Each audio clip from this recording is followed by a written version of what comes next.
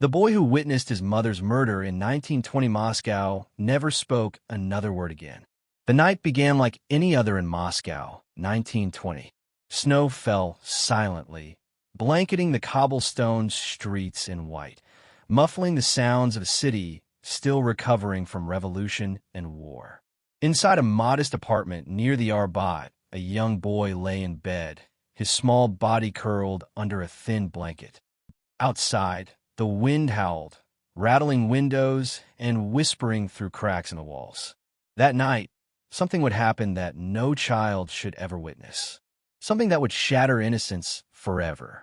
The boy's mother, a woman of gentle strength and quiet laughter, had been tucking him in. She kissed his forehead, her eyes tired but soft. Then, without warning, a shadow appeared at their door. The faint sound of a key turning, the creak of hinges, so subtle that no one outside the apartment would have noticed. But the boy did. He froze, heart pounding, as a figure entered. The intruder moved with a cold precision, silent but deliberate.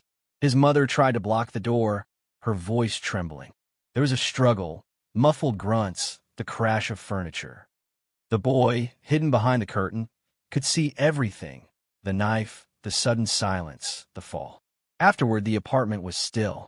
The wind outside seemed louder, echoing in the empty rooms. The boy's mother lay motionless on the floor, a pool of crimson spreading across the worn rug. He wanted to scream, to call for help, but no sound came. Not a single word. His voice, once bright and full, had vanished. Neighbors later said they heard nothing that night. No screams, no shouting, no warning. Only the snow falling, soft and relentless. But the boy had seen everything. Every detail. Every flicker of fear and finality. And every detail would be burned into his memory forever. In the following days, the city's authorities moved slowly. Moscow was a city full of secrets, and murders were not uncommon. But something about this one unsettled even the police. The boy's silence was unnerving. How could someone witness such a crime and speak no words? They asked questions, gently at first, then with impatience. The boy shook his head, eyes wide, unblinking, refusing to answer. The apartment became a site of whispers. Neighbors peered through frosted windows, imagining the horror that had unfolded. Children avoided the street, sensing the invisible weight that hung in the air. Life went on around the tragedy, but for the boy, time had stopped. Even decades later, historians would look back at that night and wonder, why did no one hear the screams? Why did the killer vanish without a trace?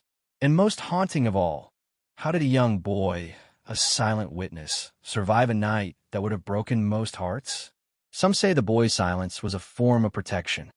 Others whisper it was a curse, a shadow cast over his soul.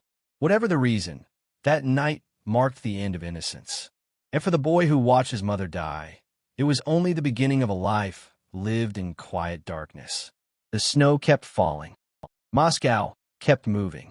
But the memory of that night lingered, sharp as a blade, in the boy's mind. And no one could ever erase it. Her name was Anya Petrovna.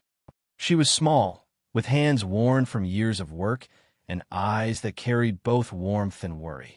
To the boy, she was the sun in a city often gray with soot and fear. That evening, she hummed a lullaby as she straightened the boy's blanket, her voice trembling slightly, as if sensing the storm approaching. Anya had always been cautious. Moscow in 1920 was a city of shadows, political unrest, criminals taking advantage of chaos, and whispers of revolution still echoing in dark corners. But she never imagined that the danger would find its way inside her own home. The first sign came as a faint scratching at the door. She froze, her instincts screaming. In the city, late-night visitors were rarely welcome, and yet there was something familiar about the key that turned in the lock. Her heart raced. The boy watched from behind the curtain, sensing the tension but not yet understanding the terror. The door creaked open. A man stepped inside, tall and silent, his eyes hidden under a shadowed hat. Anya moved instinctively to block him, her voice strong despite the fear. "Who are you?" she demanded, her words echoing faintly in the narrow apartment. The figure didn't answer. Instead, he advanced, hand steady, knife glinting in the dim light of a single candle. The boy's small hands clutched the fabric of the curtain, knuckles white. He could hear the sound of Anya's breath, fast and sharp. She tried to push him back, to shield the boy from the horror he was about to witness. But the struggle was brief. The man was merciless. He struck quickly, leaving Anya no chance to fight. Her final movements were almost graceful in their desperation, arms outstretched, eyes wide with shock and disbelief. The boy saw her fall. He saw her reach out as if trying to hold on to life itself. And then, the room was silent, save for the soft crackling of the candle and the faint whistle of the wind outside. In that instant, a child's world changed forever. The boy felt a coldness settle into his chest, a weight that would never lift. He wanted to scream, to call out for help, but no sound came. The voice that had once laughed and questioned and argued was gone, swallowed by fear. The murderer lingered for a heartbeat, then vanished into the night, leaving only footprints in the snow outside the apartment. Anya lay still, her life extinguished in the shadows of a city that often overlooked its tragedies. Neighbors later spoke of her as a quiet, kind woman devoted to her son. Some wondered why no one heard her cries. Others speculated about the man, his motives lost to history. But the boy carried every detail in his mind, the fear, the courage, the suddenness of death. It was a memory he could never unsee, a wound that would never heal. Even as authorities combed through leads and questioned witnesses, Anya's last moments remained a mystery. Her death was a ripple in a city already teetering on chaos, a reminder of how fragile life could be and how quickly it could vanish. For the boy, these are not just memories. They were the beginning of silence. Each night, when the snow fell, when the wind rattled the windows, he relived those final moments. And with every heartbeat, the memory etched deeper, a shadow that would shape the rest of his life. The boy's name was Mikhail. He was 8 years old when the darkness entered his home and stole his mother. After that night, he stopped speaking, not out of choice, but because the words themselves seemed inadequate, powerless against the horror he had seen. He became a ghost in his own life. At school, teachers tried to coax him into speaking. "Tell us what happened," they urged gently, not knowing the weight of his memory. Mikhail would only stare with wide, unblinking eyes, shaking his head. His classmates whispered, some out of fear, others out of pity. The boy who had once laughed now existed in silence, a living reminder of a crime that no one could fully explain. Home offered no solace. The apartment, once filled with warmth and laughter, now smelled of cold wood and lingering fear. Every creak of the floorboards, every gust of wind against the windows, reminded him of that night. The murderer had vanished, leaving only shadows behind, but the presence of evil seemed to linger, unseen but undeniable. Neighbors noticed his silence. Some claimed the boy was cursed. Others whispered that he had seen something no child should ever see. People avoided him, unsure how to approach a child who spoke no words, yet carried the weight of unspeakable events in his eyes. Mikhail's father had disappeared years before, lost to the chaos of post-revolution Moscow, leaving mother and son to navigate the city alone. Now, with his mother gone, the boy was untethered, drifting through life as though invisible. Yet, silence was not weakness. In his quiet, Mikhail became an observer of the world around him. He noticed the small things, the rhythm of footsteps in the courtyard, the way shadows stretched across walls, the way neighbors' expressions flickered with fear or guilt. Every detail was stored, cataloged in a mind sharpened by trauma. But the boy was also trapped inside himself. He could not share his memories, could not seek comfort or justice. Every attempt to speak ended in frustration, tears, or panic. And so, he learned to live in the realm of silence, where memories were vivid and voices absent. The authorities never found the killer. Leads dried up, evidence disappeared, and the case grew cold. The city moved on, but Mikhail remained a silent witness, a reminder that some horrors leave permanent marks. Even in the darkest alleys of Moscow, whispers of the crime followed him. Some said the boy's silence was proof that evil had triumphed. Others believed that in his eyes, the entire story of that night could be read if one only had the courage to look. Mikhail grew up under the weight of unspoken tragedy.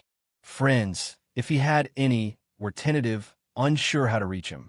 Teachers tried patience. Neighbors tried sympathy. Yet none could pierce the veil of silence he wore like armor. And so, the boy who had witnessed murder became more than a survivor. He became a keeper of secrets, a silent guardian of the memory of his mother, and a living echo of the night that changed everything in Moscow. Moscow in 1920 was a city of shadows.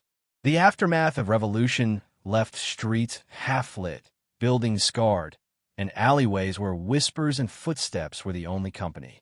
For Mikhail, those streets were both refuge and terror. He learned to move quietly, to watch, to notice what others overlooked, the glint of a knife under a flickering lamp, the shiver of a passerby when they sensed danger. Each step outside his apartment reminded him that the city had no mercy for the vulnerable. Street vendors packed up early as the cold crept in, and shadows stretched long and sinister under the gas lamps.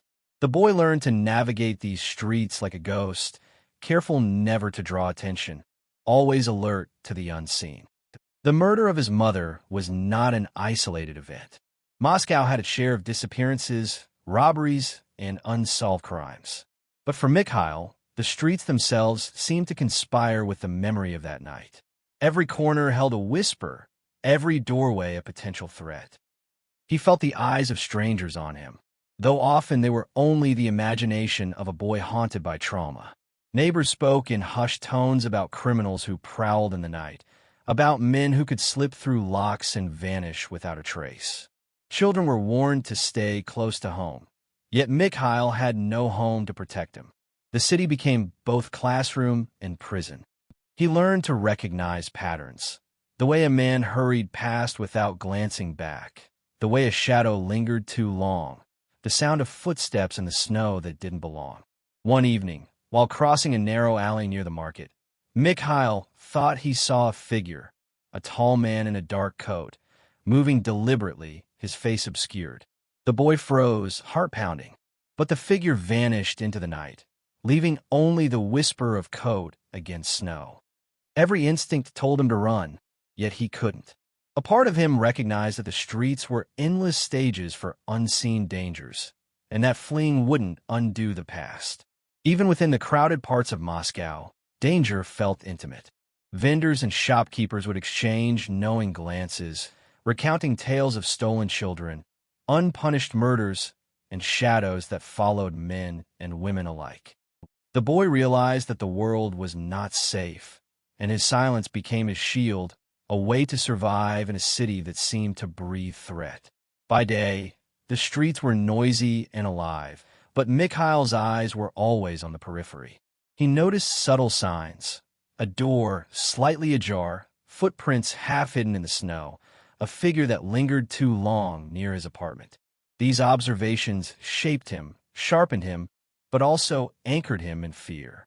The shadows of Moscow were endless, and for a boy whose mother had been murdered, every dark corner was a reminder that evil could strike anywhere, at any time. He moved through the city like a phantom, silent and watchful, carrying a secret that no one could pry from him. In a place where law often failed and justice was delayed, Mikhail's awareness became both gift and curse. The streets knew his story, and he knew theirs, full of silence, fear, and unsolved horrors. And in that darkness, the boy's silent world grew, as intricate and unforgiving as the alleys of Moscow themselves. The morning after the murder, the police arrived, notebooks in hand, boots crunching in the fresh snow outside the apartment. They were methodical, professional, but the city had taught them caution. Moscow was a maze of secrets, and crimes like this one rarely revealed their truths easily. Detectives questioned neighbors, hoping someone had seen a shadow, a figure, a clue that could unravel the mystery. But the apartment had been quiet that night. The wind had drowned out the scuffle. The walls had absorbed every sound. Only Mikhail had witnessed the horror, but he refused to speak. His silence was impenetrable, a wall the investigators could not breach. Every lead seemed to evaporate into the cold Moscow air. The man who had killed Anya Petrovna left no fingerprints, no note, no trace of his identity. The apartment showed signs of struggle, but it was almost as if the crime had been carefully orchestrated to leave no evidence. Investigators scowled at the minimal clues. They would later call it a case that defied reason. Neighbors offered fragments of information. A door half opened, a shadow glimpsed in a corridor, an unfamiliar carriage outside late at night. But these fragments led nowhere. Moscow was full of shadows, and any stranger could disappear among them. The detectives grew frustrated, their questions met with the boy's blank stare. His silence became a source of both anxiety and fear, a living reminder that the crime had been witnessed but not explained. Days turned into weeks. Police returned to the apartment multiple times, hoping something had been overlooked. Footprints in the snow were traced, letters read, neighbors interviewed again. But the trail had gone cold. The killer seemed to have vanished entirely, leaving behind a boy whose eyes spoke horrors words never could. Some officers whispered theories, a robbery gone wrong, a personal vendetta, a political motive. Others feared darker possibilities, an assassin trained to strike quickly and disappear without leaving a trace. Mikhail, of course, revealed nothing. His silence was unyielding, almost defiant, a barrier between the living world and the memory of that night. The boy's inability to speak frustrated detectives, but it also unnerved them. How could someone see the most brutal of crimes and not utter a single word? Was it shock, trauma, or something deeper, something unexplainable? Moscow had seen its share of tragedies, but this one felt different. Personal, haunting. Even years later, historians would pore over the police reports, trying to reconstruct the events. They would read about dead ends, unsolved clues, and a boy who refused to speak. Each theory only deepened the mystery. Some believed that the boy's silence protected a truth too terrible for the world, while others suspected it hid details that could finally identify the killer. For Mikhail, the investigators' efforts were irrelevant. The memory of that night had become his reality. He lived each day within its shadow, navigating a city full of questions that no one could answer and a grief that refused to fade. The detective's dead ends mirrored his own path, both trapped, searching for resolution that might never come. In the narrow corridors and crowded courtyards of Moscow, neighbors whispered. Behind frosted windows and half-closed doors, they shared fragments of the night's horror, snippets they had heard or imagined. Some spoke with fear, others with curiosity, but all were bound by the same unspoken tension. What had really happened in the Petrovna apartment? I saw a shadow, an elderly woman claimed, pressing her shawl tighter against the cold. A man tall. He moved so fast, too fast to catch. Others nodded silently, afraid to speak too loudly. Gossip traveled quickly, but facts were scarce, lost in the fear that gripped the community. Children who had played in the courtyard the day before suddenly avoided the area. They remembered Mikhail's pale eyes, staring without blinking, and shivered. Their parents whispered warnings, trying to shield them from the invisible danger that now seemed to hang over the building like a cloud. Some neighbors felt guilt.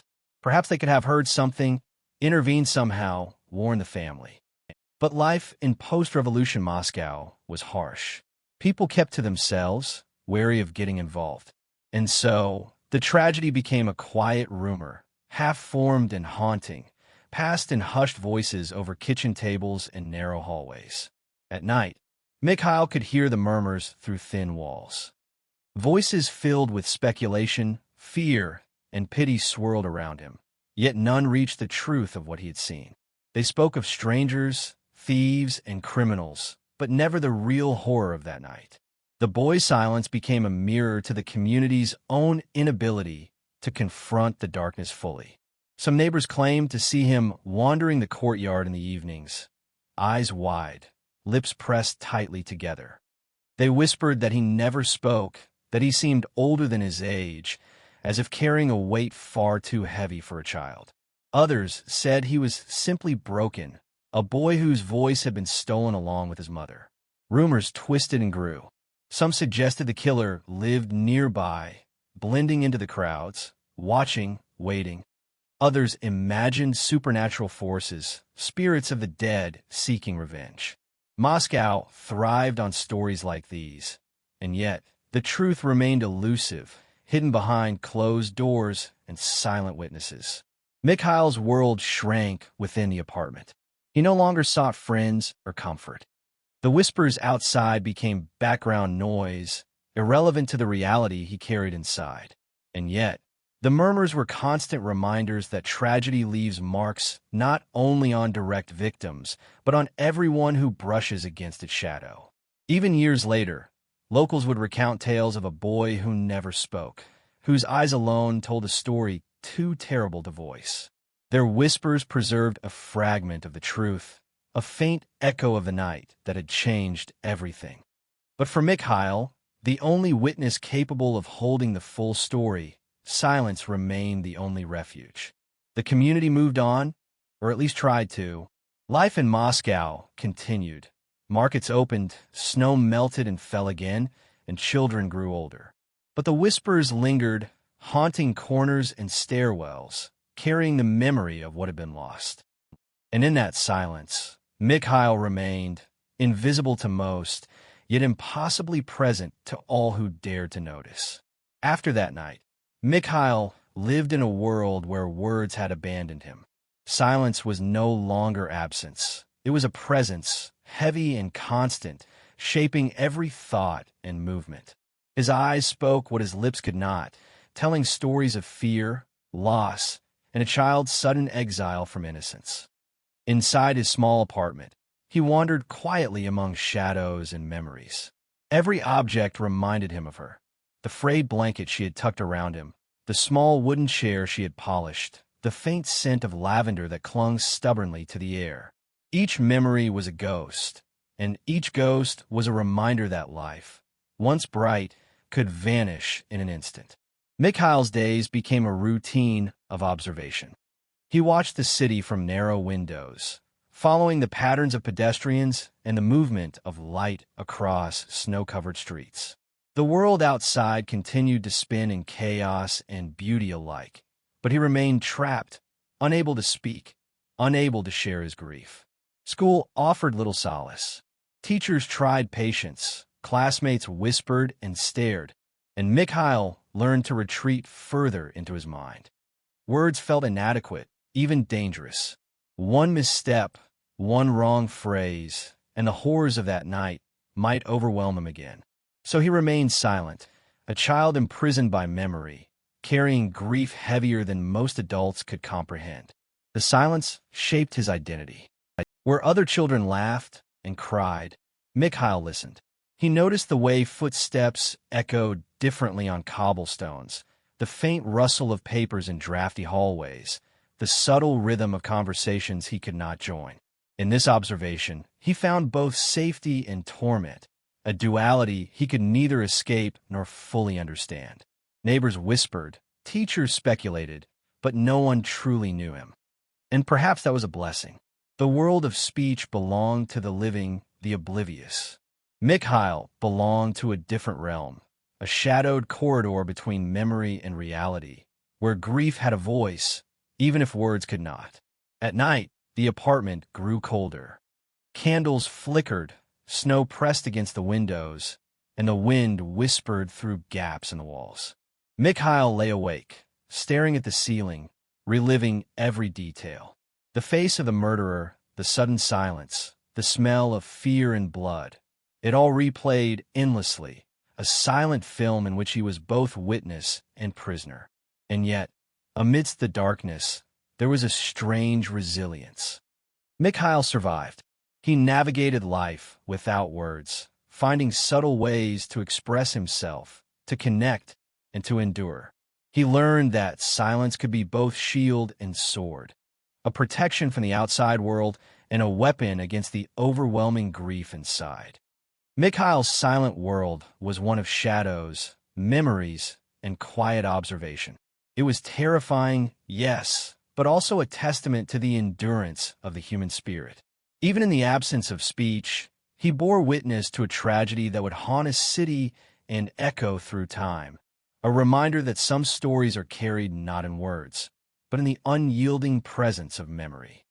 Years after the murder, one small detail emerged, a clue almost invisible, overlooked by everyone, buried in plain sight. A neighbor remembered a sound, a faint cough that did not belong to Anya or the boy, barely audible over the howl of wind outside.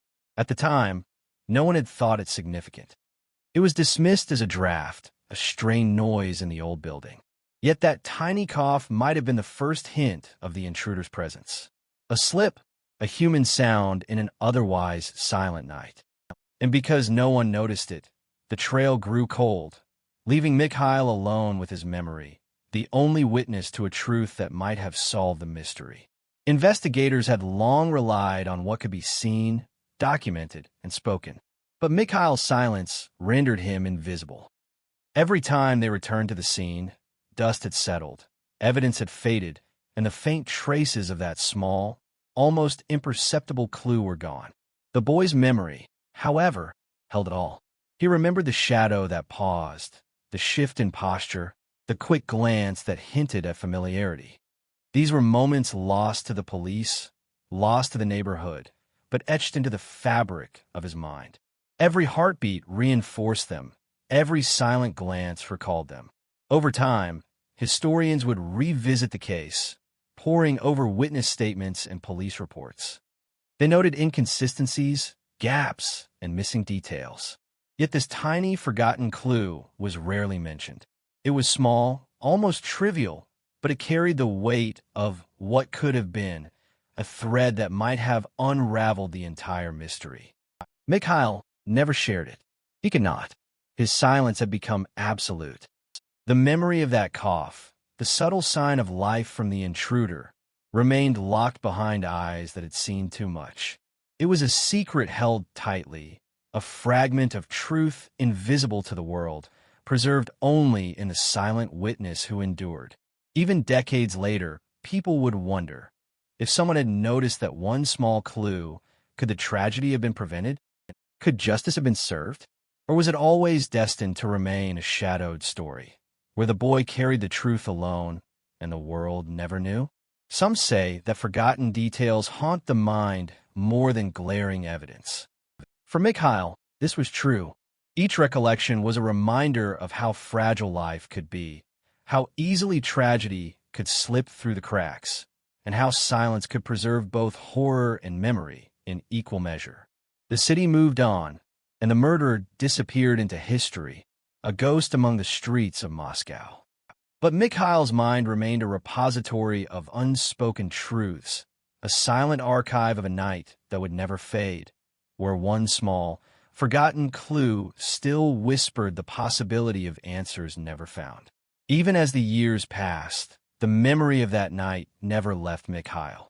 Each winter, when snow blanketed Moscow's streets and wind rattled windows, the apartment seemed to breathe with the echoes of the past. He would lie awake, staring at the ceiling, remembering the fear in his mother's eyes, the shadow that moved with lethal intent, and the silence that swallowed him whole. The boy who had once been so full of life had become a man shaped by trauma. Friends were scarce. Relationships were tentative. Even those who tried to reach him could not breach the barrier of his silence. Words were powerless to contain the weight he carried. And yet, the memories were vivid, alive in every detail. Mikhail's nights were haunted by more than just recollection. They were filled with imagined scenarios, alternate outcomes that might have saved his mother. What if he had screamed? What if someone had heard? What if the intruder had slipped? Each what if became a ghost, circling endlessly, refusing to rest. Even in the bustling streets of Moscow, memories clung to him. The distant laughter of children, the clatter of carriages over cobblestones, the cry of street vendors, all seemed to echo with the resonance of that night. He felt it in every interaction, every moment of solitude, every corner of the city he traversed. People sometimes commented on the look in his eyes. There was an old sorrow there, a depth that seemed too heavy for any man, let alone a child who had once been so young. Those who knew him only superficially would never grasp the lifetime of silence, fear, and grief he carried within. Haunting memories are cruel because they transform ordinary life into a minefield. Every ordinary sound or movement could trigger recollections of horror. Mikhail lived in this tension constantly, a prisoner of a past that refused to fade. His mother's death was never just an event. It was a landscape he navigated daily, full of perilous thoughts, fleeting shadows, and unspoken truths. Even as the world around him aged and changed, the apartment, the streets, and the alleys seemed frozen in that night. The murder had cast a long shadow, one that grew longer with each passing year. And though Mikhail survived, he did so in a delicate balance, haunted by memories too sharp to ignore and too intimate to share. In this haunting, there was also resilience. Mikhail learned to live alongside the ghosts, to endure, to observe, and to exist. His silence was not only a response to trauma, it was a testament to survival. The memory of his mother, the horror he had witnessed, and the shadows of that night remained, but he carried them with him, shaping the contours of a life that could never fully escape the past. Decades have passed since that fateful night in Moscow.